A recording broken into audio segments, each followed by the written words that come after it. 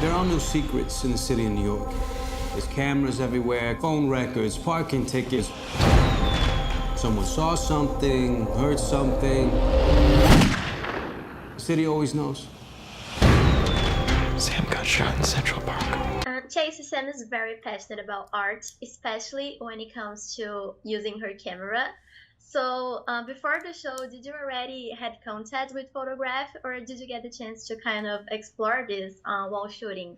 Yeah, I think I used to take film photos in high school and develop them in a darkroom and everything. So I had that background, and yeah, I think it's such an interesting type of, artistic expression that Sam has. And it's kind of like, the camera as like a shield, as a way to deflect from herself and turn her sights outward. She's such a curious person, and she's so, that's part of her spirit, is she just walks into any room and kind of, I feel like photographers have this reputation of like, it's like access to anywhere they want. And I feel like for Sam, it's like access to all these bands. And yeah, she definitely has this insane confidence that is required from a photographer.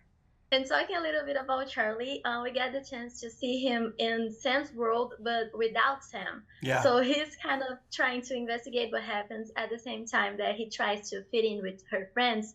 But he doesn't really know who he can trust. So how was to develop this journey until the point he starts to making decisions on his own? Yeah, great question. I love Charlie because he becomes such an active character after this inciting incident. He literally goes on his own hero's journey to figure out what happened to Sam, and it's all for the sake of her. And when he finds these people at first, like, he's like, oh, this is great. This is who I can trust. These are people who knew Sam, and they'll tell me everything. They'll help me find out what happened. And then slowly, more and more, he kind of has to abandon his morals to figure out what happened to Sam. And through that, I think he starts to hold on to this guilt of, what happened to Sam. He's definitely very guilty. He feels like if he met up with her, this wouldn't have happened, everything. But then he starts to kind of make decisions for his own after another incident, which I'm not going to say, but he learns how to see people for what they really are, including Sam through the medium of flashbacks and photographs, and understanding her through other people's point of view, because, he's really only had his own, and seeing how she's like through other people's eyes, I think opens him up to this more adult way of seeing people that, sometimes they do things that you don't expect or act in ways you're unfamiliar with. And I think his journey through this is it's very much a coming of age, but like a hard coming of age. Like, you grow up, kid. Like, this sucks. Now grow up. So a little curiosity, did you guys have the chance to kind of know who did what before reading the script?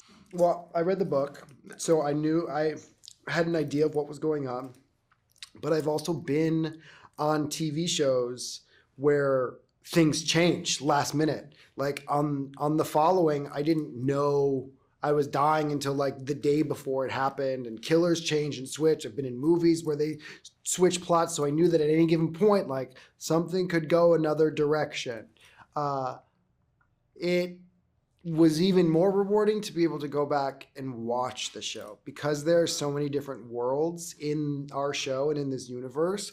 There were actors and sets that I had never even seen the whole season. So like, to see all of these pieces of the puzzle really get placed together to create this like beautiful picture that is early 2000s New York murder mystery has been fantastic. Yeah, and it's funny that you said that you didn't have the chance to see other sets and other scenes of actors, because when we are watching it, it seems like everything's connected. Like, we're watching like, oh, this person knows this person. Yeah. So you kind of know that, that you didn't know that things happened. So how was to kind of play with these other actors? Because I feel like you did have a lot of interactions with other people during the season, a lot of funny moments. How was that? Yeah, it was just really fun, because it's you had your main group. So I was always with Nico, I was always with Jemima, but then you have these little little tidbits where you get to interact with someone on that side of the ensemble. And so not really knowing what the scene sets up, because I used the book for more of a source material for Mercer.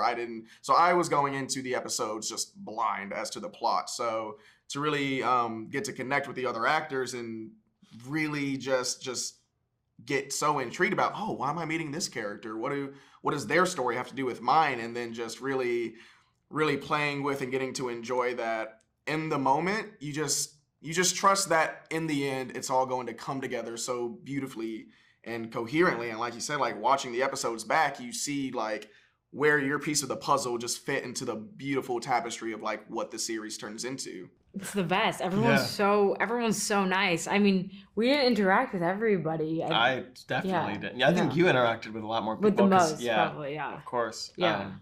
I mean, last night we went to this dinner at the director Jesse's house, and I met some people for the very first time. It's just interesting because it feels like we should all know each other, and like that this is like, you know, we're a big ensemble cast, and everyone knows each other. Mostly everyone knows each other, but like it's interesting to know how many scenes I didn't film with people. It's very cool. It's very cool.